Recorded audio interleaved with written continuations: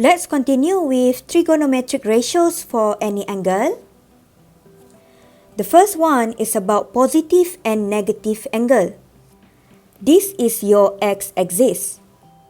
And note that our angle theta starts with 0 from this positive x-axis. So it always starts from here. Say that we have this angle theta. This angle theta is above our theta equal to 0. So it goes up like that. So the sign is positive. So basically when it goes counterclockwise, which is like this, the sign is always positive. Now what if we have our angle theta here, which is below our x-axis, which is theta equal to 0. So this means that it goes down towards our angle theta, and when it goes down, the sign is negative. So this means that when it goes clockwise, we will use negative sign. Counterclockwise means that we use positive sign. Clockwise means we use negative sign. Next, we have signs of trigonometric ratios. Here we have x-axis and y-axis. So this is quadrant 1, quadrant 2, quadrant 3, and quadrant 4. In the first quadrant here, all trigos are positive, which means that sin x is positive value, cos x is also positive value, tan x is also positive value.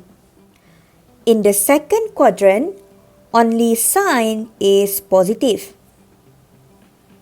This means that sin x is positive, but cos x is negative, tan x is also negative. For the third quadrant, only tan is positive. Therefore, sin x is negative, cos x is negative, but tan x is positive. And for the fourth quadrant, only cos is positive. This means that sin x is negative, cos x is positive, and tan x is negative. So how to memorize all this information? We're gonna apply all signs teachers crazy.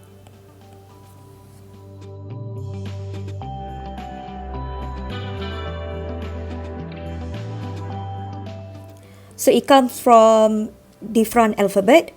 So this is A, therefore this is A as well. This is S, therefore this is S as well. This is T, hence this is T. This is C, hence this is C. All science teachers crazy. So we can label it as A, S, this is T, and this is C. All science teachers crazy. The last one is basic angle alpha, where alpha is less than 90 degree, and this is compulsory for basic angle. So how do you find basic angle alpha for each quadrant? Remember the shape of a butterfly. For the first quadrant, this is alpha. For the second quadrant, this is alpha. For the third quadrant, here is alpha. And for the fourth quadrant, here is our alpha.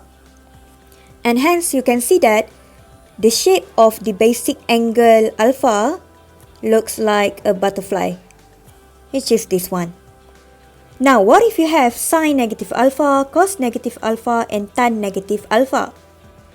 If you have negative sign with your angle, you need to do something to make sure that negative sign here disappear. Sin negative alpha is negative sin alpha. Tan negative alpha is negative tan alpha. For sin and tan, you take out the negative sign and then you put it outside.